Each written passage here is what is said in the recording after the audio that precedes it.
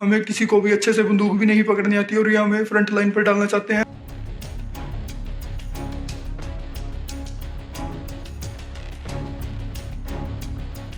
भारत से करीब 5000 किलोमीटर दूर रूस यूक्रेन की सीमा पर पिछले 2 साल से जंग चल रही है। इस जंग में अब भारतीय नागरिक भी फंसते नजर आ रहे हैं। ये मुद्दा चर्चा में इसलिए है क्योंकि हाल ही में हैदराबाद के एक शख्स की इस जंग के दौरान मौत हो गई। वो रूस की तरफ से युद्ध मैदान में था।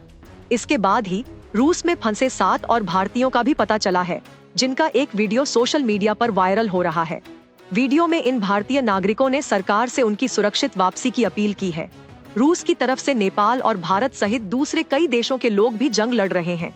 कुछ पैसों के लालच में अपनी मर्जी से शामिल हो रहे हैं, तो वहीं कुछ लोगों को धोखे से बुलाकर जबरन वॉर जोन में भेजने की बात भी सामने आ रही है। हैदराबाद के मोहम्मद असफान की रूस में मौत होने के बाद उनके भाई इमरान ने ये सवाल उठाए हैं कि क्या भारत में ऐसा कोई सिंडिकेट काम कर रहा है जो भारतीयों को बहला फुसलाकर रूसी सेना में भर्ती करा रहा है। इमरान ने दावा किया है कि अफसान 9 नवंबर को बाबा व्लॉग के जरिए रूस गया था।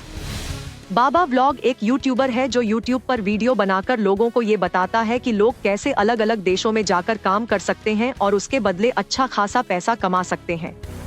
बाबा व्लॉग ने इस नाम से ही अपनी एक वेबसाइट भी बना रखी है, जिसमें दुबई के ऑफिस का एड्रेस डाला गया है। अफसान के भाई के आरोपों के बाद अब बाबा व्लॉग की भूमिका इस मामले में संदिग्ध हो गई है। इसी बीच रूस में फंसे 7 और भारतीयों का एक वीडियो वायरल हो रहा है। वीडियो में इन भारतीय नागरिकों ने सरकार से उनकी सुरक्षित वापसी की अपील की है। ये वीडियो ऐसे वक्त सामने आया है जब हाल ही में सरकार ने रूस में 20 भारतीय नागरिकों के फंसे होने की बात मानी थी। विदेश मंत्रालय ने बताया था कि 20 भारतीयों को अच्छी नौकरी का लालच देकर रूस ले जाया गया और फिर यूक्रेन के साथ जंग में धकेल दिया। रूस में फंसे इन भारतीय नागरिकों की सुरक्षित वापसी की कोशिश कर रही है। बीते महीने ही सूरत के रहने वाले हेमिल अश्विन भाई मंगूकिया की जंग लड़ते हुए मौत हो गई थी। हेमिल रूस के लिए लड़ रहे थे। दावा है कि उनकी मौत यूक्रेन के एक मिसाइल अटैक में हुई।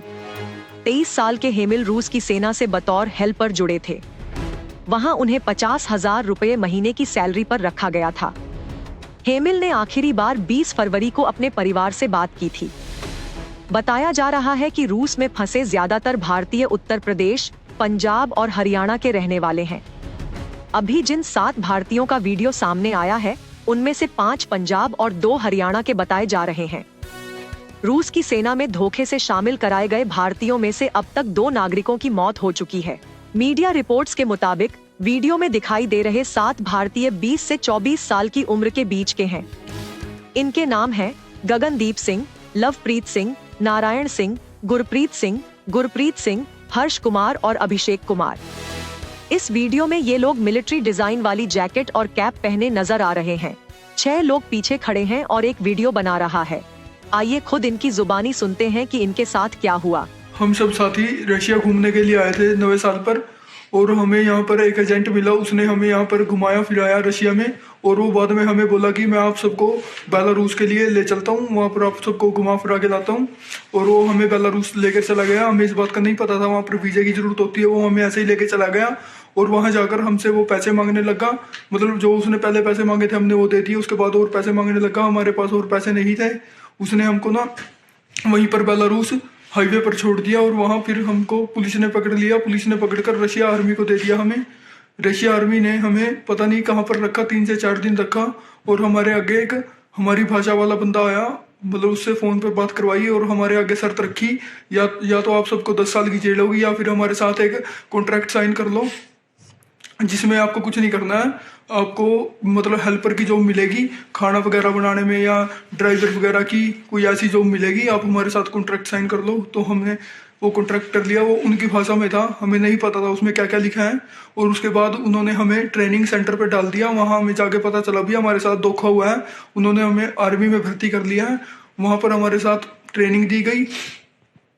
ट्रेनिंग देने के बाद हमें यहाँ पर यूक्रेन छोड़ दिया गया। यूक्रेन हमारे साथ हमारे जो साथी थे उनको ना फ्रंट लाइन पर डाल दिया गया है। हमारे साथ और भी साथी थे और हम 7 बंदे हैं जो कि 1 या 2 दिन के अंदर हमें भी कह रहे हैं कि आपको फ्रंट लाइन में डालेंगे और आप सबको युद्ध लड़ना पड़ेगा।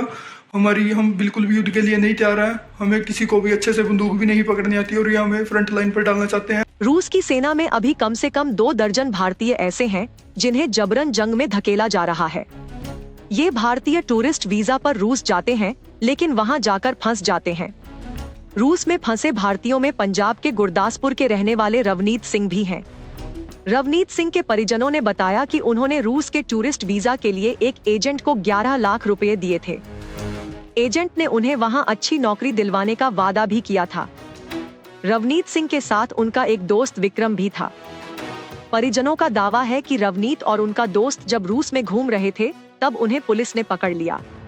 दावा है कि इन्हें रूसी सेना के हवाले किया गया और यूक्रेन के खिलाफ जंग लड़ने के लिए जबरन आर्मी में भर्ती किया गया। रवनीत सिंह ने अपने घर वालों को फोन कर इस बारे में बताया था। उन्होंने ये भी बताया कि रूसी सेना ने उनसे एक समझौते पर जबरन हस्ताक्षर करवाए थे। समझौता रूसी भाषा में होने के कारण वो इसे समझ भी नहीं पाए। उनका ये भी दावा है कि जो भी पहले रूस घूमने आए थे उनमें से भी बहुतों को जबरन सेना में भर्ती कराया गया।